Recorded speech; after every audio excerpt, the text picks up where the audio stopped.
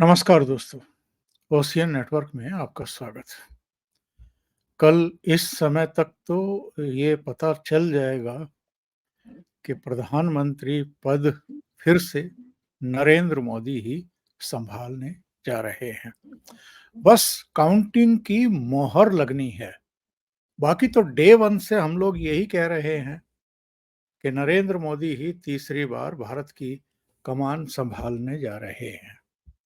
लेकिन काउंटिंग से ठीक पहले बिहार के मुख्यमंत्री नीतीश कुमार पहुंचते हैं दिल्ली और सीधे मुलाकात करते हैं जाकर के प्रधानमंत्री नरेंद्र मोदी से।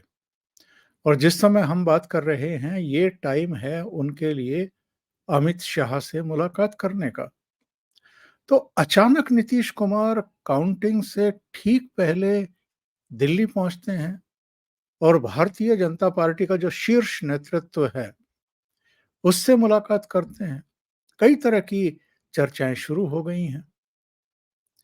केसी त्यागी से एक सवाल पूछा गया तो उन्होंने जवाब दिया कि साहब वो तो एनडीए के संस्थापक सदस्यों में से हैं, अटल जी अडवाणी जी के समय के हैं और जाहिर है मोदी जी से भी उनके बहुत अच्छे ताल्लुकात हैं। तो उनके बीच में नतीजों को लेकर के, आगे की रणनीति को लेकर के चर्चा हो रही होगी। लेकिन चर्चाएं क्या-क्या हैं, इस पर हम बात करेंगे। मेरे साथ सीधे पटना से जुड़ रहे हैं अभिषेक तिवारी जी। तो अभिषेक जी को जोड़ करके चर्चा को आगे बढ़ाते हैं। अभिषेक जी, बहुत स्वागत है आपका ओशियन नेटवर्क पर। कैसे हैं? और नीतीश बाबू क्यों अचानक दिल्ली पहुंचे हैं? अब चर्चाएं तो कई हैं, जिनमें से एक दो तो मैं भी गिना देता हूं। लोगों का कहना है कि इस बार 2019 की गलती नहीं करना चाहते हैं। एक तरफ शपथ ग्रहण हो रहा था और दूसरी तरफ असमंजस की स्थिति में थे नीतीश बाबू। दिल्ली में थे 1 दिन पहले, 2 दिन पहले शपथ ग्रहण के, और फैसला नहीं कर पा रहे थे मंत्रिमंडल में शामिल हों या ना हों। दूसरी जी। चर्चा ये चल रही है कि कहीं ऐसा तो नहीं है कि जो कुछ सीटों पर परफॉर्मेंस को लेकर के तमाम तरह की शंकाएं, आशंकाएं थी, उनको लेकर के वो आकर के डिस्कशन कर रहे हों। आपकी क्या सूचनाएं हैं? अ, सबसे पहले तो ओमकार सर आपको प्रणाम, आपके सभी दर्शकों को प्रणाम।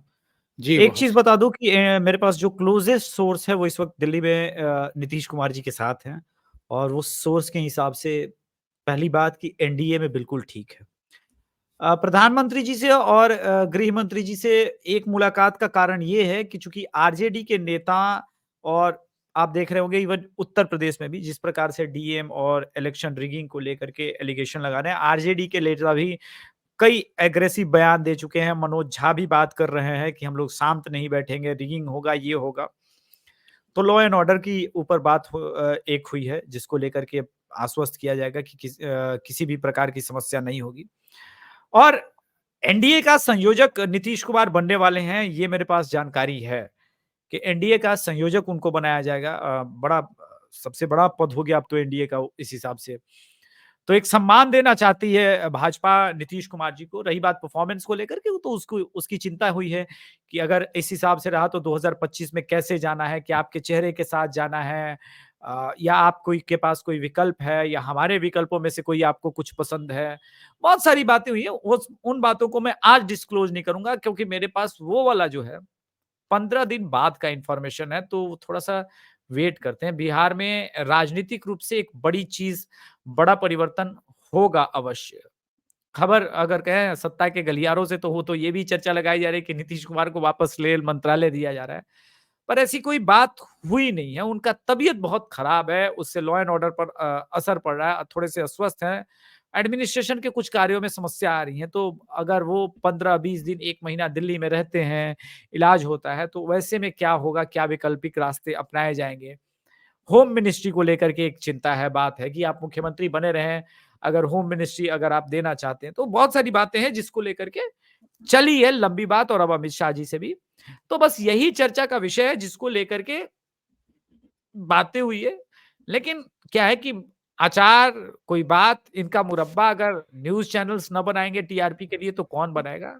हमको तो भई सच बताना होता है अपने सामाजिक परिवार के सदस्यों के साथ। जी, आपने जो ज़िक्र किया है कि वो संभवतः स्वास्थ्य कारणों के चलते दिल्ली में रह सकते हैं कुछ समय, तो जिस दिन पटना में रोड शो था, उस दिन रविशंकर प्रसाद एक तरफ खड़े थे प्रधानमंत्री मोदी के और नीतीश बाबू दूसरी साइड में खड़े हुए थे और नीतीश बाबू काफ़ी डल दिखाई दे रहे थे। मैंने आपको जी, फ़ोन भी किया था और मैंने ये पूछा था कि नीतीश को हुआ क्या है? बिल्कुल भी स्पार्किंग उनकी बॉडी में नहीं थी, वो हाथ भी नहीं हिला रहे थे, बस खड़े थे। शायद जी, उनको कहा गया होगा कि आप प्रधानमंत्री जी के साथ रहें, इसलिए वो थे। तो क्या स्वास्थ्य वास्तव में इतना खराब है? क्योंकि फिर अगले दिन के जब नॉमिनेशन दाखिल करने वाले थे नरेंद्र मोदी काशी से, तो ना पहुँचने वाला एकमात्र चेहरा नीतीश बाबू थे। बाकी एनडीए के सभी घटक दल थे और ये बताया गया कि उन्होंने अपने सारे कार्यक्रम रद्द कर दिए हैं। तो जी। क्या वास्तव में इतनी तबीयत खराब रहती है आजकल नीतीश बाबू की? नहीं, वास्तव में उनकी तबीयत को लेकर के सबको चिंता है और ये बात चिराग पासवान ने इवन जब वो एनडीए में नहीं थे तब भी एक प्रेस कॉन्फ्रेंस करके कही थी कि नीतीश जी की तबीयत खराब है और उनका तबीयत सुधारना बहुत आवश्यक है।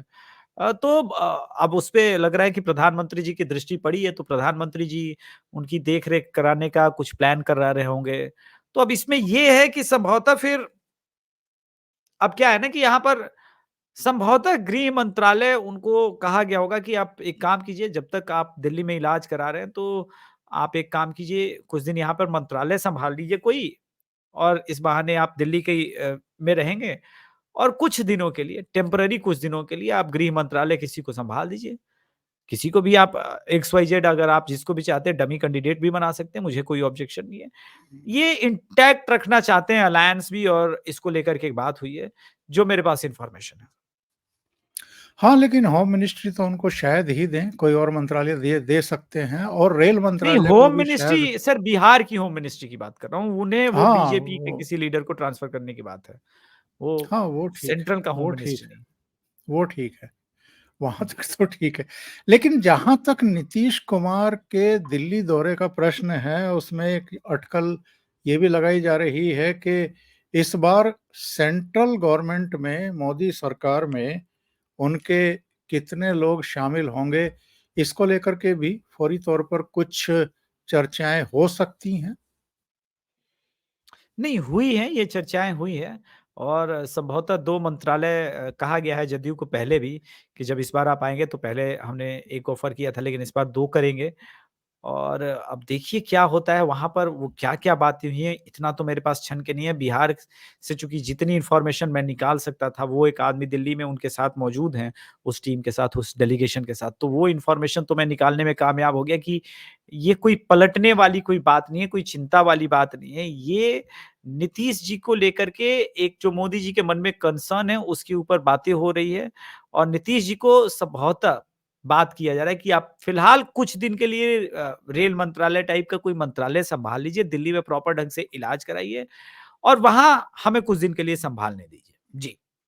एक बड़ी चर्चा चल रही है नीतीश कुमार के स्वास्थ्य के अलावा जनता दल यू के स्वास्थ्य को लेकर के, उसकी लोकप्रियता को लेकर के, उसका जो जनाधार खिसका है और उसके लिए कोई और ज़िम्मेदार नहीं है, खुद नीतीश बाबू ज़िम्मेदार हैं। जितनी गुलाटियाँ इन्होंने मारी हैं, जितनी पलटी मारी है, इतनी तो मेरे विचार से देश में किसी भी चीफ मिनिस्टर ने या पार्टी के अध्यक्ष ने नहीं मारी है। और इस बार जो लोकसभा चुनाव हुए हैं, इसमें इनके पार्टी के परफॉर्मेंस को लेकर के ही चर्चाएँ ज़्यादा हुई हैं कि ये एक कमज़ोर कड़ी रही हैं बिहार में। तो क्या एक थिंकिंग ये एक थॉट ये भी प्रोसेस ये भी शुरू हो गया है बीजेपी में, एनडीए में कि वहाँ पर नेतृत्व परिवर्तन किया जाए और किसी अ एनर्जेटिक चेहरे को लाया जाए, भारतीय जनता पार्टी का चीफ मिनिस्टर बनाया जाए और नीतीश बाबू से बात करके उनको सेंटर में लिया जाए। नहीं, सेंट्रल में लेने की तो बातें उठ रही है, लेकिन कितना सही है, कितना गलत है, मुझे पता नहीं है क्योंकि मेरे पास तो ऐसा कोई इन्फॉर्मेशन नहीं है। और दूसरी बात, मोदी जी के पास कोई सूत्र वैसे भी काम नहीं करता सर। तो मेरे पास जो क्लोज़ेस्ट सूत्र था उसके हिसाब से मंत्रालय पर चर्चा ज़रूर हुई है कि केंद्र में आपको कितना मंत्रालय चाहिए। उनको भी बात उनसे पूछा गया है कि क्या आप वापस केंद्र में शिफ्ट होना चाहते हैं? और किसी और को आप मुख्यमंत्री अगर जदयू से भी बनाना चाहते हैं, ऑब्जेक्शन नहीं है, लेकिन गृह मंत्रालय फिर भाजपा को दे दीजिएगा, क्योंकि आप अगर मुख्यमंत्री चाहते हैं तो वो जदयू का हम कर देंगे।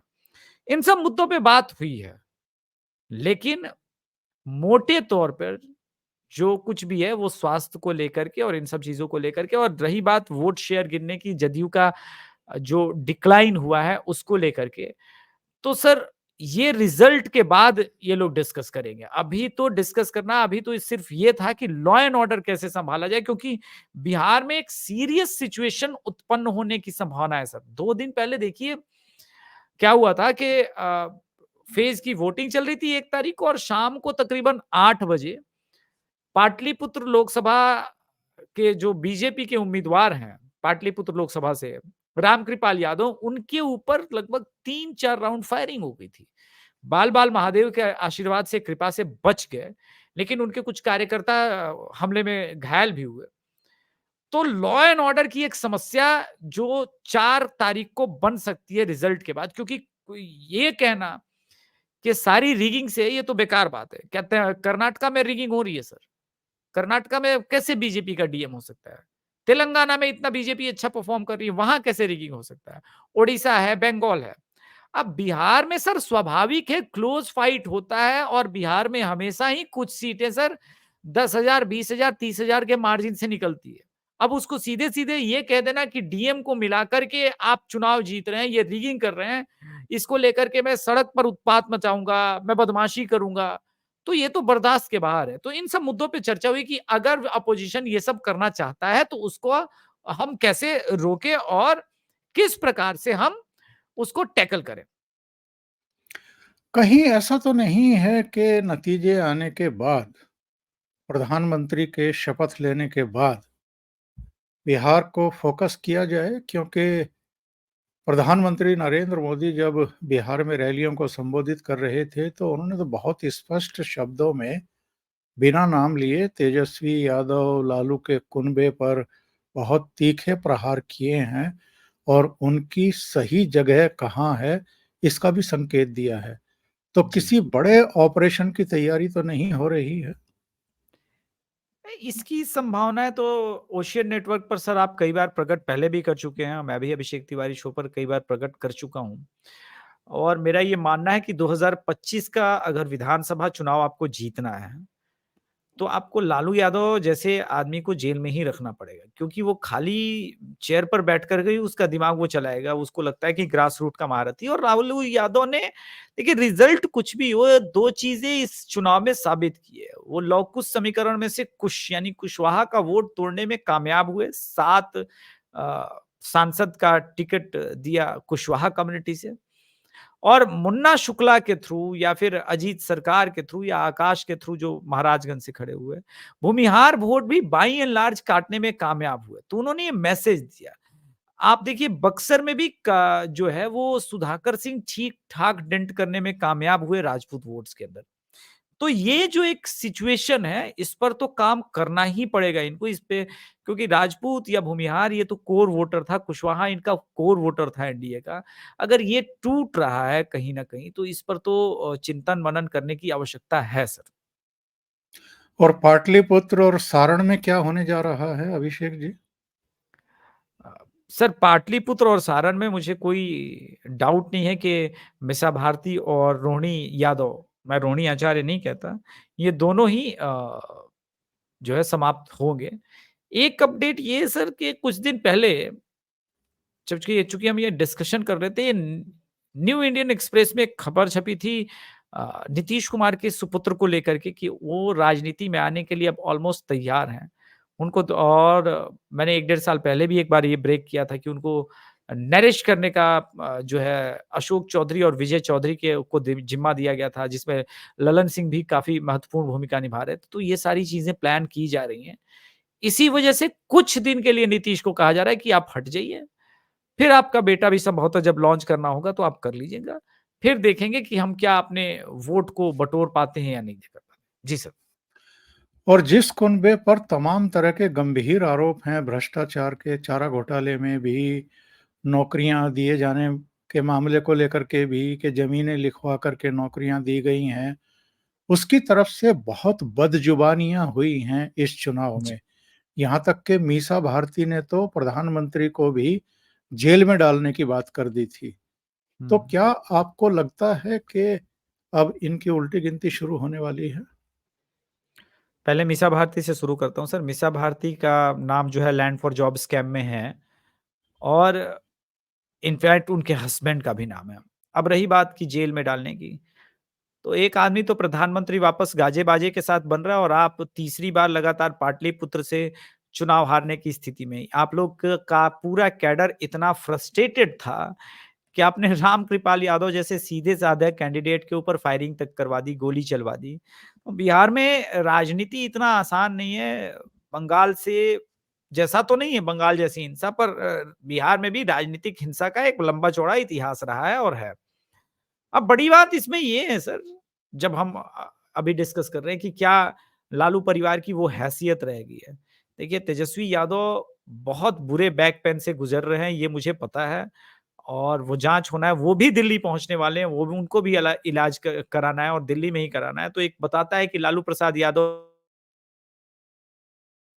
और उनके परिवार ने बिहार में 15 साल में कितने अच्छे-अच्छे हॉस्पिटल बनवाए होंगे, कि जब स्वयं के भी इलाज की ज़रूरत पड़ती है तो कोई सिंगापुर चला जाता है, कोई दिल्ली जा रहा है। अब रही बात ये सब कुछ उनका क्या होगा? मुझे लगता है कि 2024 के इलेक्शन के बाद मोदी जी ने स्पष्ट संकेत दिया है कि राजनीति में कुछ बड़ा भूचाल आने वाला है। तो मुझे लगता है कि राजनीति में कुछ बड़े नाम संभवतः जेल के अंदर होंगे, जिनके बारे में हम और आप शायद अभी स्पेकुलेट ही कर रहे हैं और मीडिया का ये पक्ष होगा कि इतना बड़ा नेता है तो संभवतः जेल में नहीं डालेंगे। वो हम देखेंगे कि होने वाला है सर।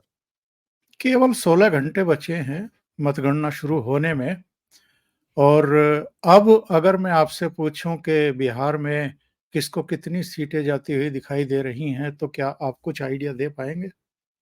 सर मेरा नंबर वही रहेगा 32 से 35 के बीच का सर। एनडीए को।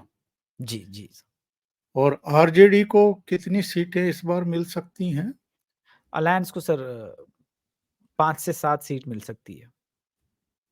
बहुत-बहुत धन्यवाद अभिषेक जी। आपने इतना व्यस्त समय में से टाइम निकाला ओशियन नेटवर्क के लिए और महत्वपूर्ण मुद्दों पर चर्चा की। Thank you so much. नमस्कार। ओमकार सर आपको बहुत-बहुत प्रणाम। आपके सभी दर्शकों को प्रणाम। नमस्कार। जय श्री राम। नमस्कार। जय श्री राम।